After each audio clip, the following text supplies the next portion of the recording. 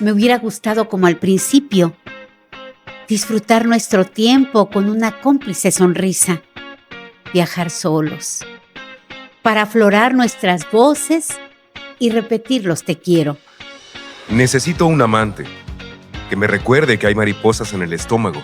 ¿Y si al encontrarnos no somos quienes creíamos? ¿Y si vemos que la ilusión nos llevó a crear un sueño?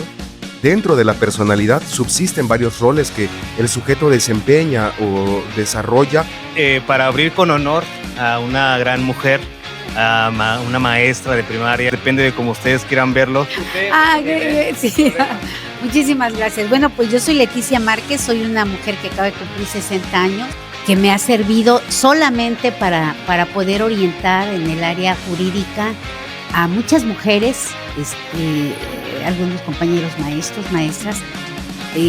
Hay una situación que tiene que ver con la depresión que llega a pasar y que te llega a dar cuando se te juntan muchos pequeños detalles, problemas. Entonces me puse así como muy deprimida y decidí salir de esta situación. Precisamente este tipo de experiencias que usted tiene es la que nosotros queremos exponer también, sobre todo para la inspiración que podamos tener de toda la gente que nos escucha y nos ve. Mucha gente podrá decir que está de moda, me parece que es muy importante. Actualmente, ¿usted nota diferencias entre el papel del maestro y la maestra? Anteriormente el maestro era como una figura sacra, ¿no? Y bueno, en aquel entonces, pues yo no sé por qué no me golpearon. Bueno, es que ustedes están más chiquitos. Quiero hacer un juego hipotético con ambas preguntas. Si usted se encontrara con usted misma, pero de jovencita, ¿qué consejo le daría? ¿Y qué consejo le daría esa Leti joven a la Leti de ahora? Y me encontré una gran caja, así grandota, como una caja casi como si fuera del tamaño de un ataúd. ¿Pero qué creen que hice? Ahí los dejé, porque no tenía tiempo. Creo que esa parte yo le diría a la Leti de entonces. Las cosas importantes no las supe. Entender a la persona que tienes ahí. Discúlpeme, pero no lo voy a hacer. Por eso los directores también dicen pierden el piso. No es que pierden el piso, que de repente nos da miedo el enfrentarnos con los compañeros y no saber qué decirles. Nos despersonificamos también, como maestros, como compañeros. Estamos muy preocupados en el contenido intelectual a veces y nos olvidamos de toda la parte que tiene que ver con la emoción. ¿Qué haría, qué implementaría, qué impulsaría para mejorar la educación en México, maestra? Está bien complicado.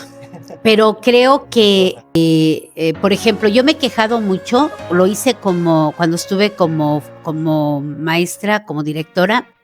El Estado interrumpe clases. Antes no era así. Yo fui de las que sí valoré y traté de que en mis escuelas donde yo trabajaba valoráramos los consejos técnicos, porque a mi juicio sí ayudan, pero no con la guía que te mandan. Esa guía no sirve. Perdón. Ahí se decidió que fuera un libro con causa. Entonces lo he regalado, lo he intercambiado, pero ese dinero se va directito a que si alguien viene y me dice tengo cáncer, se le da ese apapacho. Los 100 pesos, los 200, los 500, los 1000, lo que tengamos, lo que yo pueda tener. Desasesorados es un podcast independiente de dogma religioso, partido político e intereses ajenos a lo educacional y cultural, por lo que los comentarios y opiniones expresados en él son responsabilidad exclusiva de sus emisores.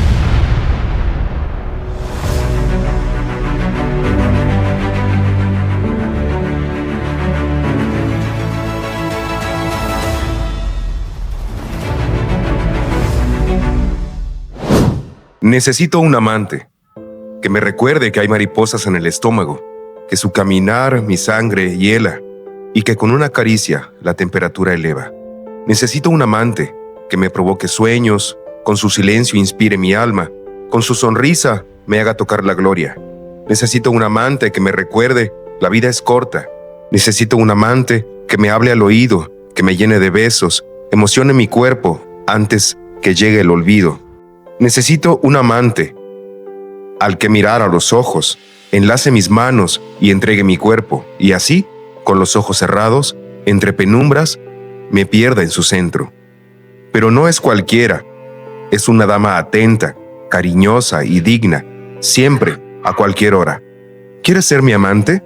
Dime que sí, y entrégate, que te estoy esperando y no quiero estar solo. El amor es un acuerdo.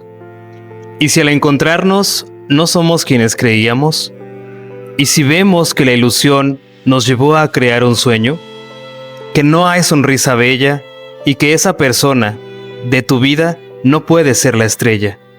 Quizá haya algo que no te guste, o sientas que los años pesan, que son demasiadas canas y que hay toda una vida hecha, que el café oscureció la sonrisa, que el cabello no se acomoda, o que en su vida no tiene prisa, o hay varios kilos en la silueta, que le gusta ocupar tu lado de la cama, o al verte le falta brillo a su mirada, que no les apasionan las mismas cosas, o le falta un poco de sal a nuestra sopa, que me caen mal esas personas, y no disfruto, como tú, las cosas vanas. Por eso haces bien en no buscarme, y no dejar que te busque hasta encontrarte, porque para amar hay un acuerdo, que más allá de condiciones, y es que las personas que se quieren se esfuerzan cada día al construir su cielo. Me hubiera gustado que te quedaras. Disfrutar los triunfos de nuestros hijos y esperar juntos a otros pequeños. Reencontrarnos en nuestra casa vacía y tomados de la mano bailar nuestra melodía. Me hubiera gustado, como al principio, disfrutar nuestro tiempo con una cómplice sonrisa, viajar solos, para aflorar nuestras voces y repetir los te quiero, saciar la sed de los besos y disfrutar aún nuestro fuego. Me hubiera gustado que no te fueras y encontrarme así, sin motivo, acompañándote en el camino. Me hubiera gustado, pero te fuiste y solo tu recuerdo se quedó conmigo. Bravísimo. Muy buenos días, tardes o noches. Bienvenidos, bienvenidas a su video podcast Desasesorados, en este capítulo que abre una nueva serie dentro de la segunda temporada, serie a la que hemos titulado Despersonalizando. No en el sentido literal de la palabra, sino jugando con ella, usándola como un sinónimo de desmenuzar o desfragmentar, bajo el entendido de que dentro de la personalidad subsisten varios roles que el sujeto desempeña o desarrolla, incluso algunos convirtiéndose en verdaderas personalidades dignas de admiración y consolidándose como gente que inspira a su localidad inmediata y mediata también. Pero para ir haciendo hambre de diálogo, apetito de charla, veamos de quién se trata nuestra invitada de este episodio. Luis. Muy bien, Carlos, gracias a todos nuestros desasesorados, desasesoradas. Estamos muy gustosos de poder tener para abrir con honor a una gran mujer, a una maestra de primaria, educación primaria jubilada, que dentro de toda su función, durante toda su labor como docente, durante, no sé, supongo que más de 40 años, ahorita ella nos delimitará cuánto tiempo estuvo dedicada al magisterio aquí en Iguala Guerrero. Si no tengo mal el dato, usted fue directora, maestra, estuvo también trabajando en varias áreas de la educación, siempre en beneficio de la niñez guerrerense. También estábamos platicando hace rato antes de empezar de algunas de sus obras, escritora también. Sabemos que actualmente es presidenta de la Sociedad Mexicana de Geografía y Estadística dentro del marco territorial de Iguala de la Independencia. Así que definitivamente es un honor para nosotros tenerla, empezar toda esta temporada, esta serie de capítulos que vamos a realizar para poder, como lo comentaba Carlos, despersonalizar, pero en el sentido de que tenemos hambre de saber qué es lo que piensa, qué es lo que siente, y también de que nos inspire, maestra, porque realmente creo que uno de los propósitos pequeños o grandes, depende de cómo ustedes quieran verlo, es el hecho de que se sientan ustedes inspirados, inspiradas en toda esta labor que vamos a describir de cada uno de nuestros invitados e invitadas que tenemos. Pero maestra, hasta aquí yo voy a dejar el momento de mi intervención para que usted misma nos diga, nos comente, nos describa quién es la maestra Leticia Márquez Ocampo. Bienvenida, maestra, e iniciamos con esta conversación muy gustosos. Muchas gracias, y maestro Irán, por esas palabras, por esa bienvenida. Carlos, muchísimas gracias. A Carlos le digo Carlos porque tenemos una amistad de más años y hay más confianza. Sí, y además, maestro, muchas gracias. Sí, muchísimas gracias. Bueno, pues yo soy Leticia Márquez, soy una mujer que acaba de cumplir 60 años. Me gradué como maestra profesora de educación primaria en el CREN de Iguala en el 81, la generación 81-85. Casi inmediatamente, como muchos de mi generación, iniciamos nuestros estudios en la UPN para la licenciatura. Así que tengo esa licenciatura como licenciada en educación primaria. Paralelamente estudio la licenciatura en Derecho, que me ha servido solamente para poder orientar en el área jurídica a muchas mujeres, algunos compañeros maestros, maestras, también en la cuestión de sus derechos, ¿no? Y lo que se les debe lo que pueden demandar de parte de las autoridades, de sus patrones y demás. Y hace muy poquito tiempo estudié la maestría en Igualdad de Género y Prevención de la Violencia de Género. Hasta ahí la parte formativa, ¿no? Amén de muchos cursos y talleres y demás. Esta maestría me consolida como ese bagaje que tenía yo como feminista y como mujer que ha trabajado por los derechos de otras mujeres. Haz de cuenta como que me los concentra y me certifica, ¿no? Me certifica una universidad particular en España, porque aquí no había la maestría en México.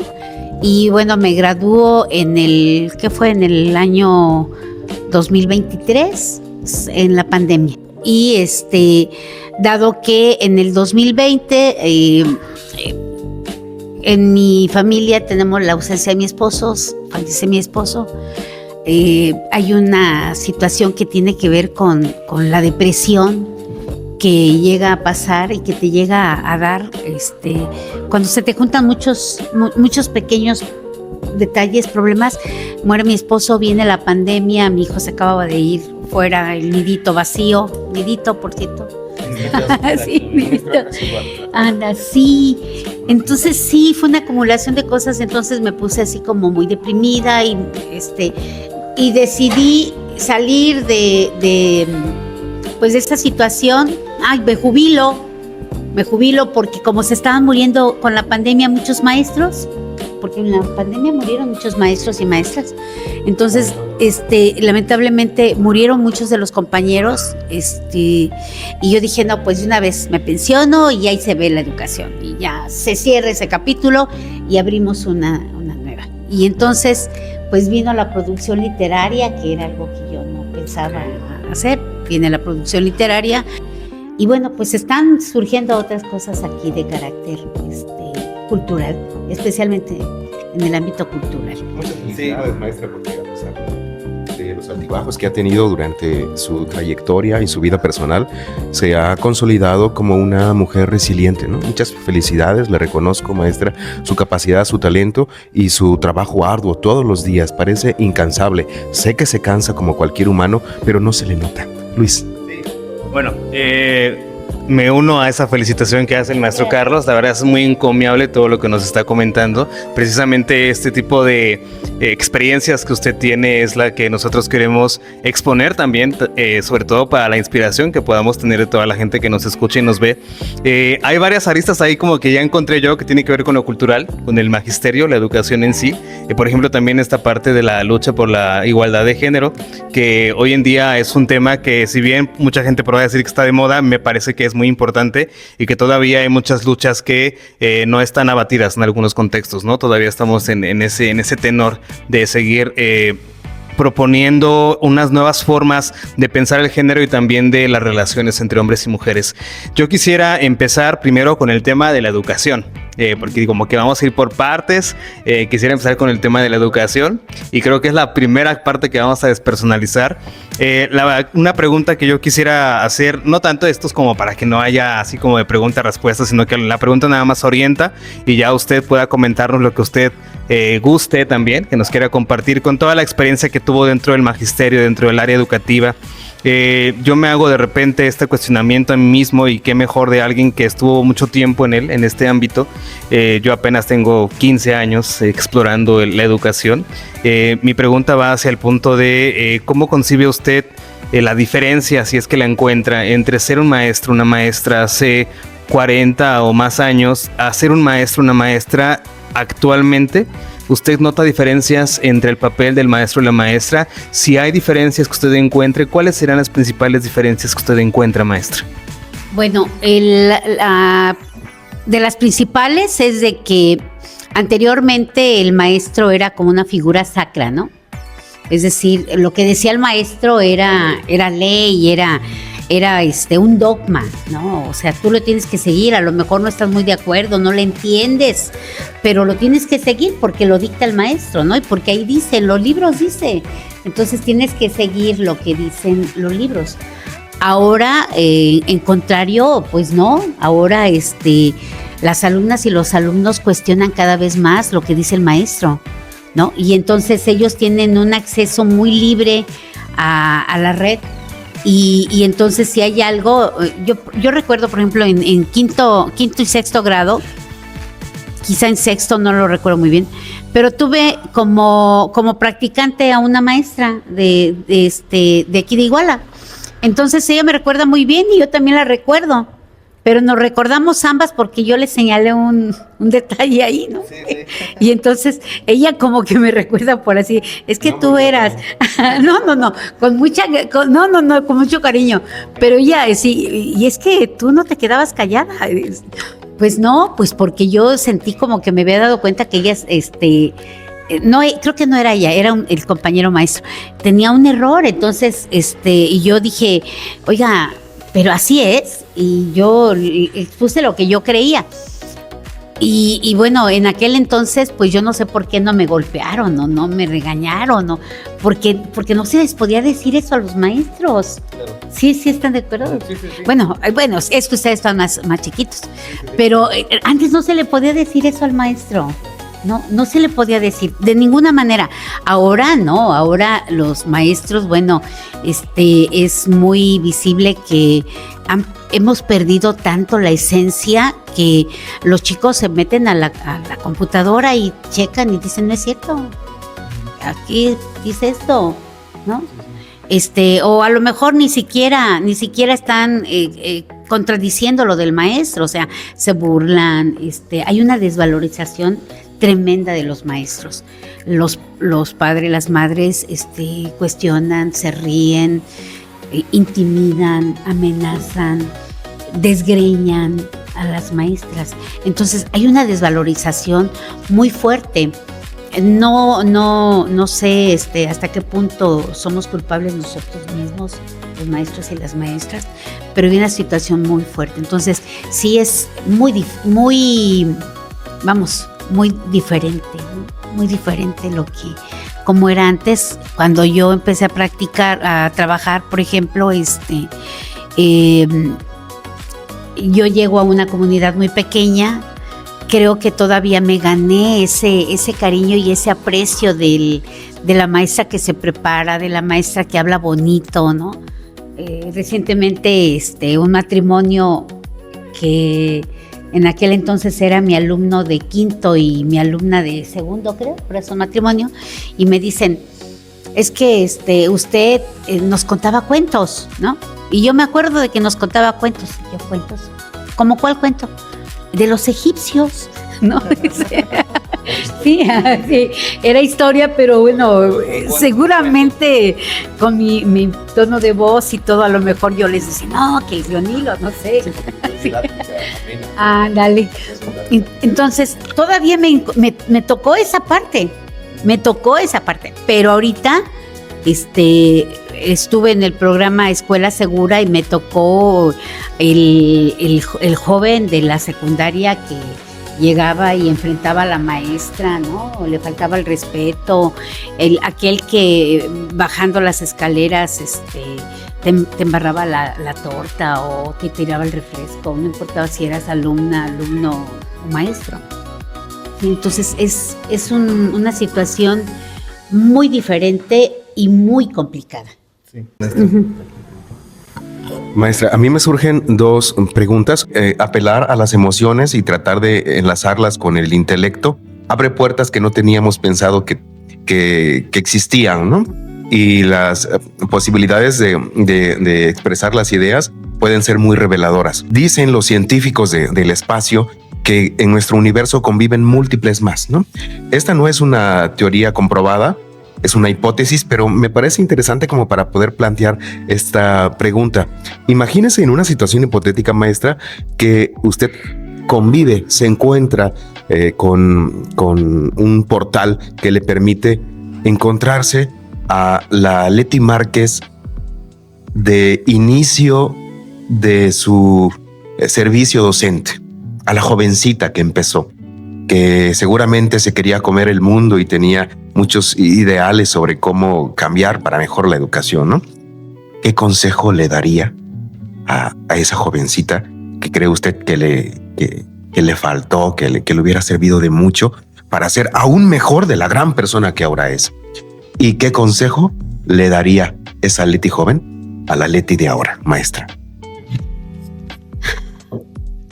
Yo vería a la Leti de allá del 85, cuando llegué a Quiriricuaro, y me encontré una gran caja, así grandota, como una caja casi como si fuera del tamaño de un ataúd, así. Y ahí estaba llena de libros. Y yo después me encontré al maestro al que yo había suplido y le digo, oiga, hay muchos libros. Ah, sí. Nos los mandó la secretaría. Si quiere, ocúpelos. Son para la escuela. Porque era una escuela unitaria. Ah, ok.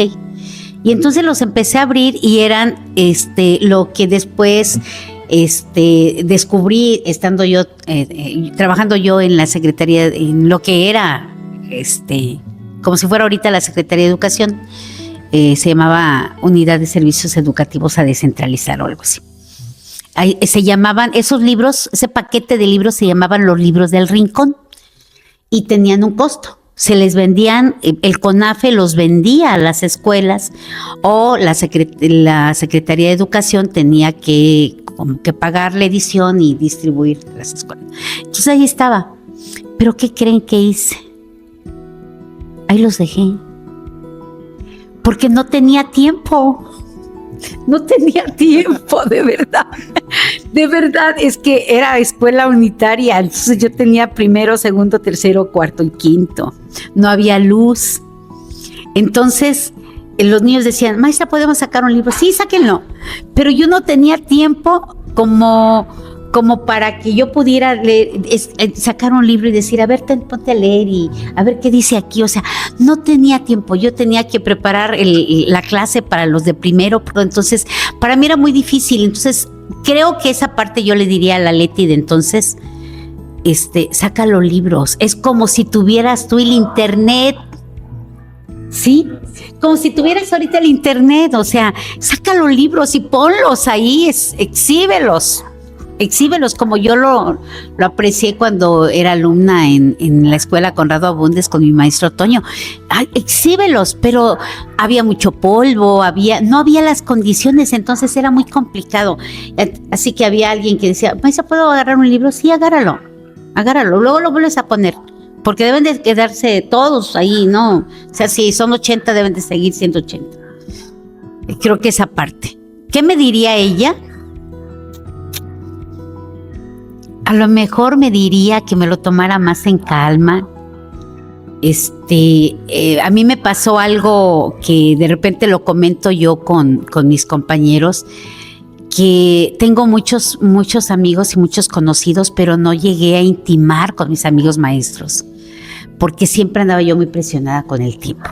Entonces yo fui jefa de un grupo de 29 que trabajábamos en los temas de escuela segura, y así como que, órale, a ver, los de preescolar, vámonos a preescolar, y los de primaria, ¿qué están haciendo los de primaria? A ver, los de secundaria, a ver, ¿y qué van a hacer? ¿Y qué tienen proyectado? Y yo me podía hacer los informes, pero las cosas importantes no las supe. ¿Sí me explico? No las supe.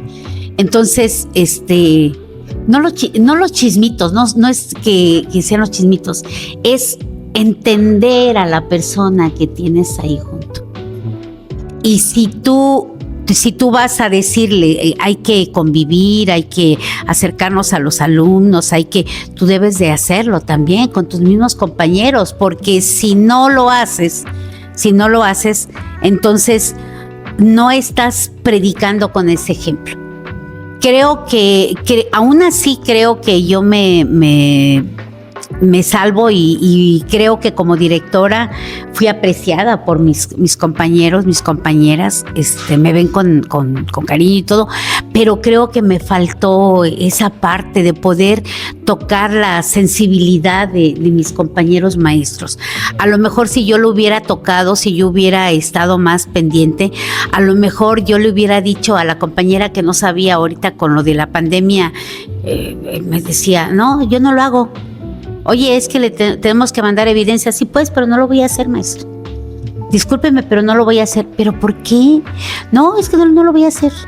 Hasta que por fin un día me dijo, es que yo no sé ni mandar un mensaje por WhatsApp, ¿no? Entonces, ¿cómo me pides que yo te mande evidencias que les voy a pedir por WhatsApp y que yo las tengo que bajar y luego tengo que abrir un archivo para que yo pueda primero descargarlas y luego hacer mis informes? ¿Sí me explico? Entonces, si tú no le entiendes a tu personal y lo dejas así, pues no eres capaz de hacer un buen trabajo. Los directores también dicen pierden el piso. No es que pierdan el piso, es que de repente nos da miedo el enfrentarnos con los compañeros y no saber qué decirles. O los directivos, ¿no? Es un fenómeno que creo que de momento puedo llamarle que nos despersonificamos también como maestros, como compañeros. Estamos muy preocupados en el contenido intelectual a veces y nos olvidamos de toda la parte que tiene que ver con la emoción, tal cual lo comentaba ahorita Carlos.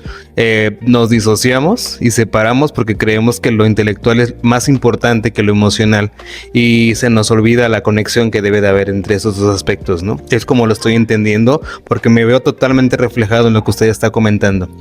Quiero enlazar esto que acaba de comentar con el comentario de hace unos minutos, ¿no? Desde la empatía que caracteriza a la obra, a la Leti Márquez de hoy en día, si usted fuera, sigo en esta onda hipotética, ¿no? Si usted fuera secretaria de Educación, pero una secretaria de Educación que de verdad tuviera poder de decisión y capacidad de acción, ¿qué haría, qué implementaría, qué impulsaría para mejorar la educación en México, maestra? Está bien complicado, pero creo que me iría por la autonomía de las escuelas. O sea, por ejemplo, yo me he quejado mucho, lo hice cuando estuve como maestra, como directora, y lo sigo haciendo ahora que ya no soy en activo. Haz de cuenta, viene un huracán y dicen, el Estado interrumpe clases, ¿no? Antes no era así. Antes decían, los maestros tenían, como no había dificultad para la comunicación, quizá por eso, los maestros tomaban las decisiones locales, pero eran locales, o sea, está lloviendo y la madre o el padre decía, no, pues no lo llevo. ¿Okay? El director, va a llover, ¿saben qué? Pues avísenles a sus alumnos mejor para que no vengan mañana. Sí, entonces esperamos un comunicado. Y ahora esperamos un comunicado y luego llega el comunicado, nos enojamos, no les avisamos a tiempo a los alumnos, los padres se enojan. Sí, ajá, entonces hay una situación así. Ahora, la otra parte tiene que ver también, yo fui de las que sí valoré y traté de que en mis escuelas donde yo trabajé, y antes en las partes donde yo estuve comisionada, valoráramos los consejos técnicos, porque a mi juicio sí ayudan, pero no con la guía que te mandan. Esa guía no sirve. Perdón. Está bien. Esa guía no sirve. ¿Por qué? Porque te da...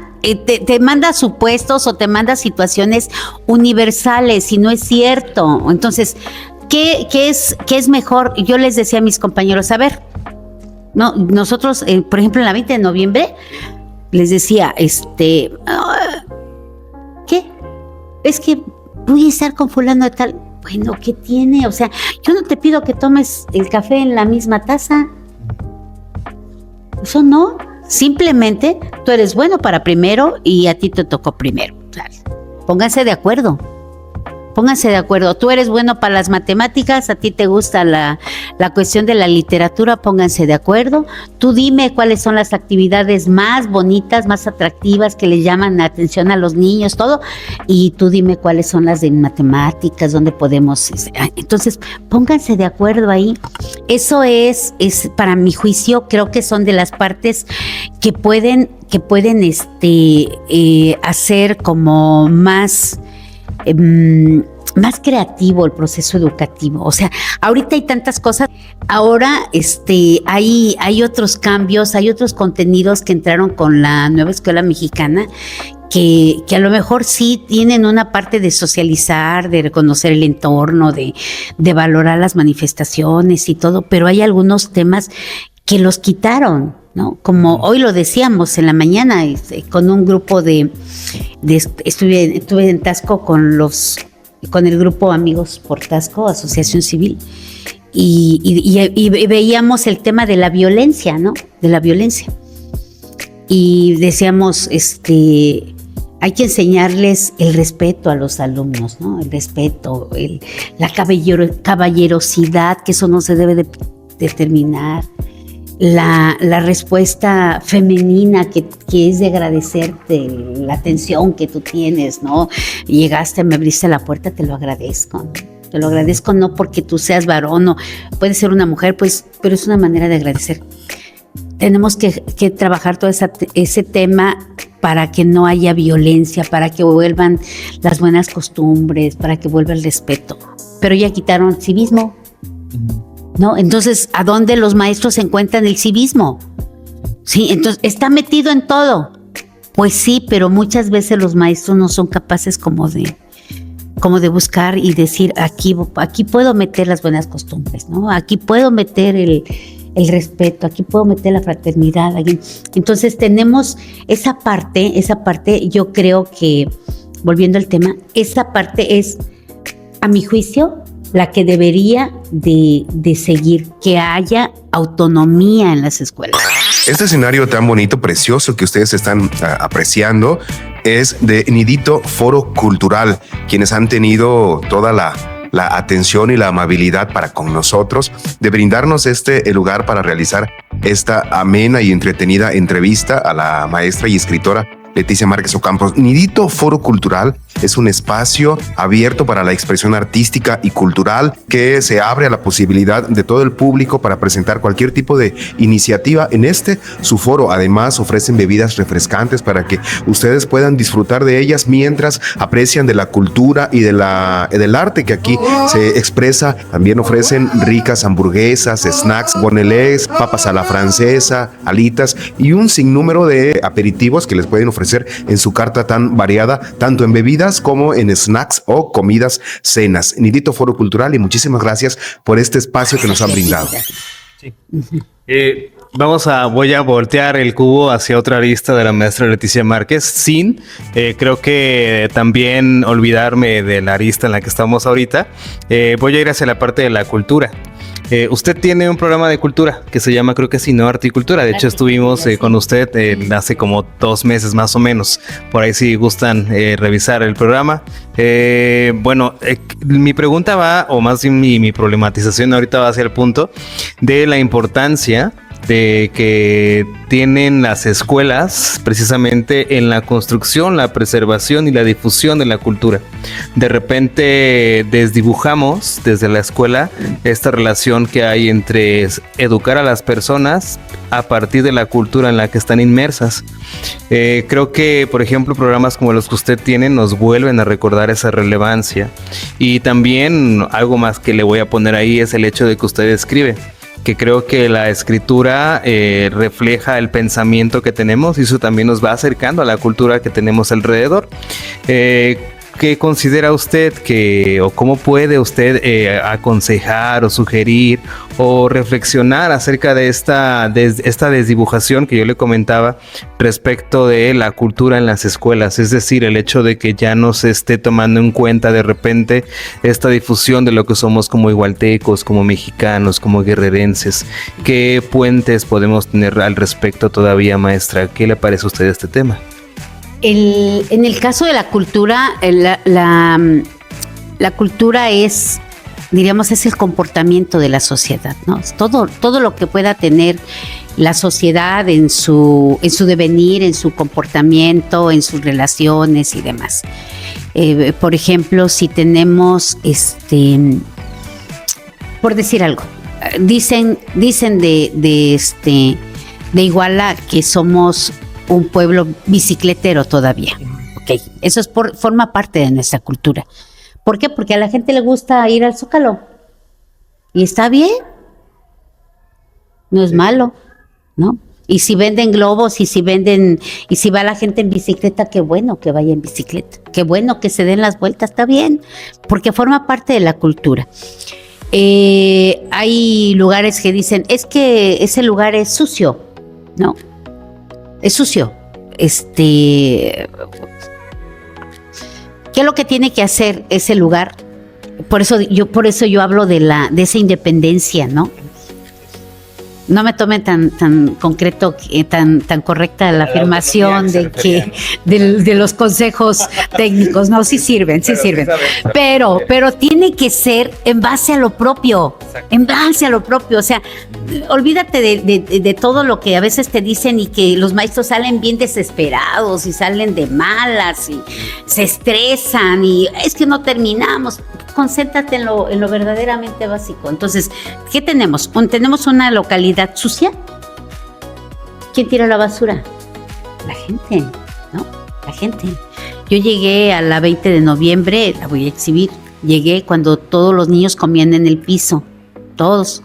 Estamos hablando de cerca de 700 niños. Yo llegué a tener 751 alumnos en el turno matutino. Entonces, para no ensuciar los salones, salíamos todos al patio y todo el mundo comía en el piso, todos los alumnos. Entonces, terminaban de comer, pues hay intendentes, pues aquí está mi pedazo de torta, ya no la quiero y dejo mi pedazo de torta. Dejo la bolsa de los dulces, dejo acá, dejo allá, la bolsa del refresco, del agua, no vendíamos refresco, del agua, porque hay intendentes. Y entonces llega una directora y empieza, no. O sea, no, porque al grupo que le toca educación física después de la hora del recreo, no puede esperarse media hora para que los intendentes barran.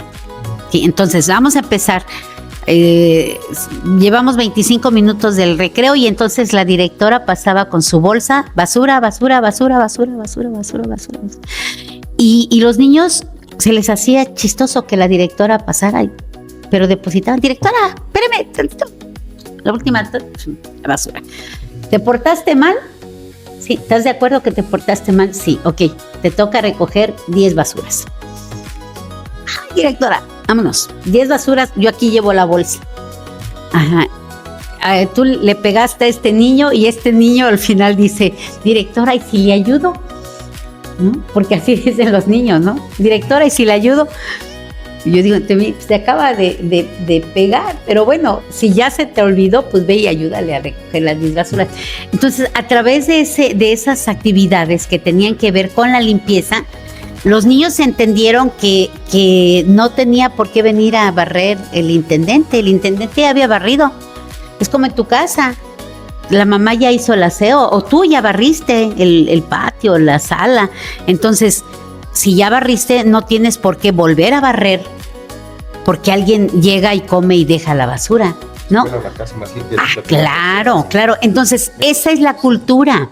Entonces, tienes que meterle eso en el chip aquí de que la casa más limpia no es la que se asea cada ratito, sino que la que se asea y la gente trata de conservarla limpia, ¿no?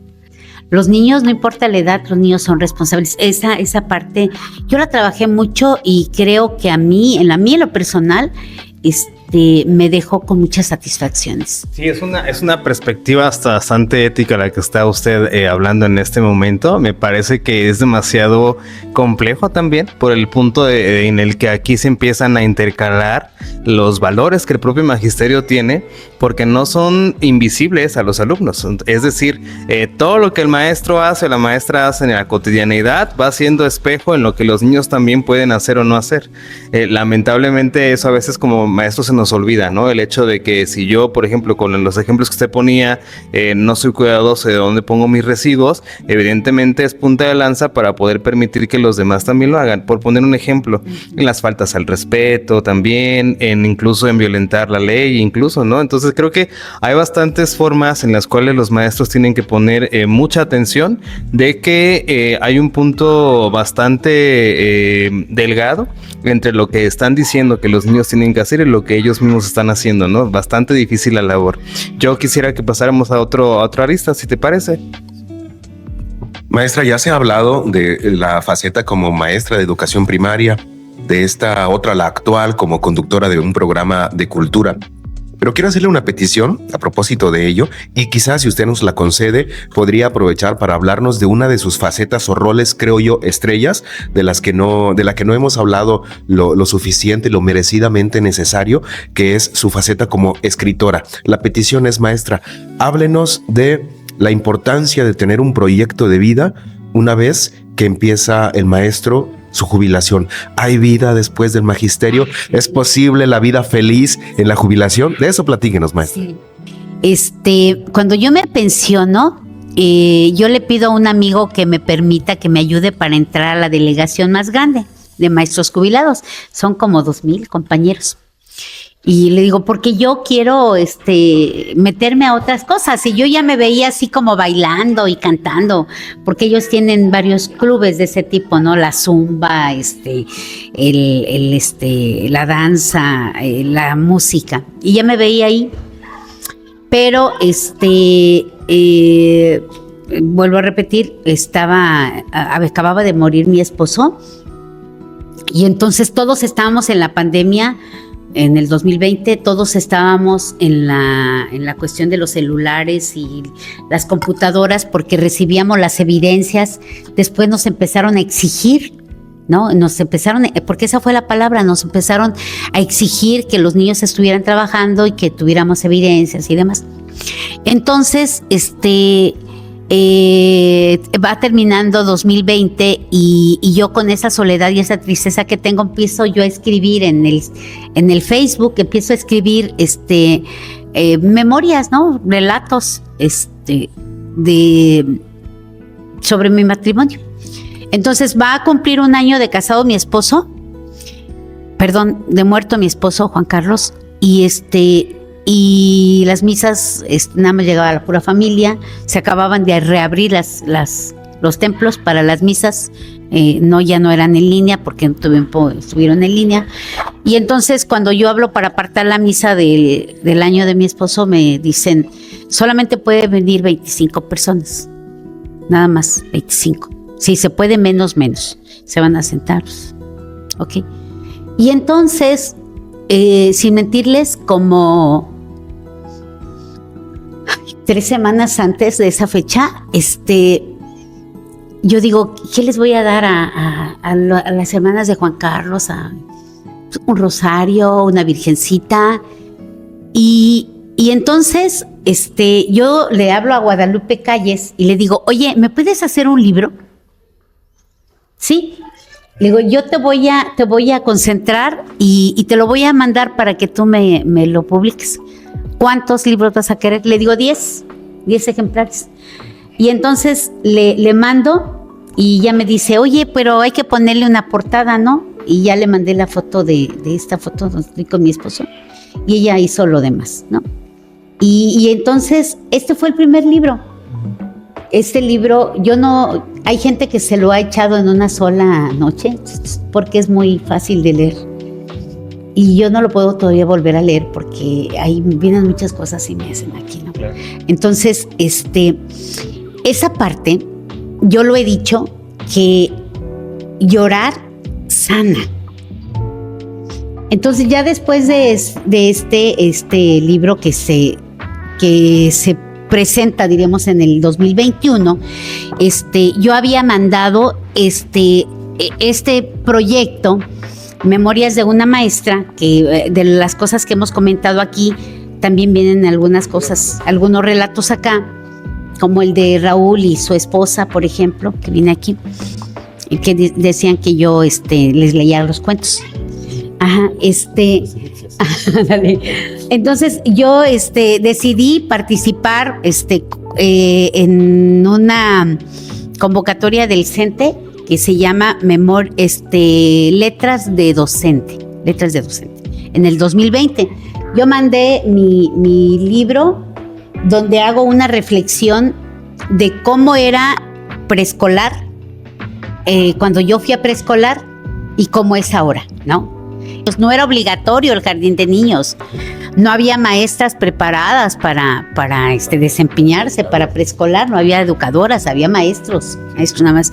Entonces ahora los jardines de niños son creados expresamente, construidos expresamente, con ciertos tabuladores, los bancos chiquitos, las mesitas, los colores, las maderas, los juegos, o sea, todo es para que, de acuerdo a las pedagogías, ¿no? Todo va de acuerdo a lo que han dicho los grandes pedagogos, pues para que las niñas y los niños estén aprendiendo mejor. Lo único que no cambia de antes y de ahora es que las niñas seguimos bailando de mariposa. Sí. Entonces, sí, un saludo a mis amigas de las educadoras. Eso no cambia, ¿no? Que seguimos bailando seguimos bailando de mariposas, y además los maestros y las maestras más cariñosas son los que están en el nivel de preescolar. Entonces, y ese libro se fue en el 2020 al concurso. No supe qué pasó.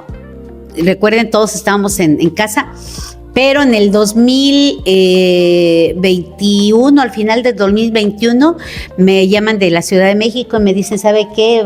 Estamos esperando que le autoricen las fotos y estamos esperando no sé qué más. ¿De dónde me está llamando? Pues del CENTE, porque ganó su libro, ¿no? Wow. Ganó su libro. Entonces, eran como 14 categorías, creo. Ese análisis que yo voy haciendo así le llamó la atención al Consejo Editorial y lo publicaron. Sí. Y bueno, Desvaríos, que fue la primera edición, 100 ejemplares, que lo presenta, me lo edita Punto G, de Guadalupe Calles. fueron poemas que surgieron de la soledad, de la tristeza, de la necesidad de tener una persona que te abrace, que te diga cosas bonitas, que te haga sentir y todas las demás cosas, ¿no? Algunas son situaciones muy, muy personales, otras fueron así como colectivas porque creo que he tenido como esa parte de la sensibilidad por ejemplo, lo que tú leíste, y si cuando nos encontramos no somos quienes somos, ¿no? Sí. Quienes creíamos que éramos, ¿no? Y ahora ya no tienes pelo, yo ya no tengo dientes, ¿no? Sí. Entonces, ¿qué es lo que va a pasar? Entonces, eso no es de Leticia Márquez. No es de Leticia Márquez, eso es de 20,000 millones de gentes aquí en el mundo, ¿no? Este que leí me recuerda mucho a una frase que mi papá siempre me dice, que es el amor es una decisión. También por eso me llamó bastante la atención esta obra suya. Sí. De hecho, si al paso, los 3 poemas con los que iniciamos este episodio son de autoría de la maestra, escritora ahora, Leti Márquez. Hubo una segunda edición, ya no de Punto G, sino de Anaya. Anaya, de ediciones, sí, ¿cómo se llama? Editorial Anaya. Editores, Anaya Editores. Esta portada me la diseñó el maestro Asael Camiña y es un libro con causa. Y es un libro con causa porque desde cuando se presentó la primera edición, el día que se presentó, alguien llegó y me dice, creo que fue la comadre Marlenis Ocampo, me dijo, oye, es un algoritmo, dice el poema, hablo de que te conocí en el 2018, justo antes de que cumpliera los 38, y entonces decía Marlenis, yo voy a checar, dice, porque la investigación. Sí. Voy a checar quién es la persona que, ¿no? Ajá, entonces, la verdad a mí en ese momento dije, y sí lo voy a presentar, porque hay dos o tres sexosos aquí, ¿eh? Sí. Entonces a mí me dio pena y dije, ¿saben qué? Va a costar 100 pesos. Ay, porque me dice Guadalupe Calles. Y cóbralo, porque lo había regalado. Cóbralo, más o menos cuesta 100 pesos y cóbralo. Bueno, ok, entonces 100 pesos, tú me ayudaste leyendo Necesito un amante, que por cierto lo lees muy bonito. Gracias. Y ahí se decidió que fuera un libro con causa. Entonces lo he regalado, lo he intercambiado, ¿no? Por otro libro o por alguna otra situación lo hemos intercambiado con algunos de los creadores, ¿no? Pero los que se han vendido en 100 pesos o alguien me ha dicho, vamos a leer en tal colonia y no tienen mucho dinero la gente, entonces lo cobro así como lo que puedan dar, pero ese dinero se va directito a que si alguien viene y me dice tengo cáncer, se le da ese apapacho, los 100 pesos, los 200, los 500, los 1000, lo que tengamos, lo que yo pueda tener, porque es mujeres, cáncer de seno. ¿Ha habido alguna mujer que ha llegado y me dice, la verdad yo no tengo cáncer de seno, yo tengo cáncer en la matriz o tengo cáncer en los ovarios? Al final es una mujer que está padeciendo en lo que yo creo que es lo simbólico de la maternidad y lo que sigue siendo el tema que nos define en la sensualidad y en la cuestión de la feminidad. O sea, aunque yo sé que no soy mujer por mis pechos me dan una figura más femenina, ¿no? En los conceptos que toda la gente tiene, ¿no? Mi cadera me da una imagen, mi vientre, son exclusivos de una mujer. Entonces, el tema del cáncer, en esas áreas, es un tema mayormente sensible, ¿no? Porque los pechos deberían de ser para alimentar a los hijos, ¿no? La matriz debería de ser para tener hijos y no para que se llene de cáncer. Muchas gracias, maestra, por todas estas reflexiones que nos está compartiendo de vida, por supuesto. Yo insisto, una gran inspiración para toda esta gente que hoy nos está escuchando, que a lo mejor se identifica en los problemas o desafíos que está sintiendo, sobre todo. Por ejemplo, desde el tema de la jubilación, desde el tema de la presencia de enfermedades, de los retos en materia de educación, los retos que tiene para plantearse en su vida personal, profesional.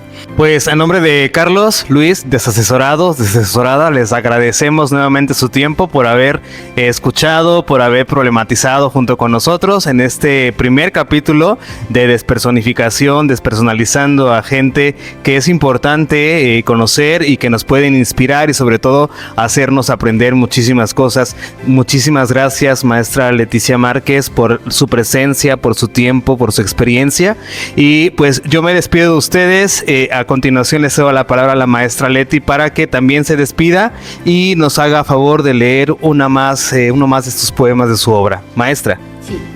Muchas gracias a Nidito, este espacio cultural tan ameno y tan bonito. Muchísimas gracias, Ulil, y a tu esposa.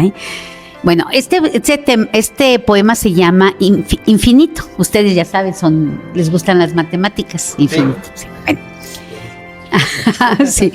Bueno, infinito. El amor infinito que te tengo es como un 8. Gira y gira en círculos como un bizcocho. Quizá por mi deseo de visitar esa casa 208. O los nervios de ser llamada a tu oficina 48. Y es que lo conocí en el año 2018. Justo cuando alcanzaba los 38. Y después de que se fue, un día 18, entendí que solo me encrestó, hijo del 8.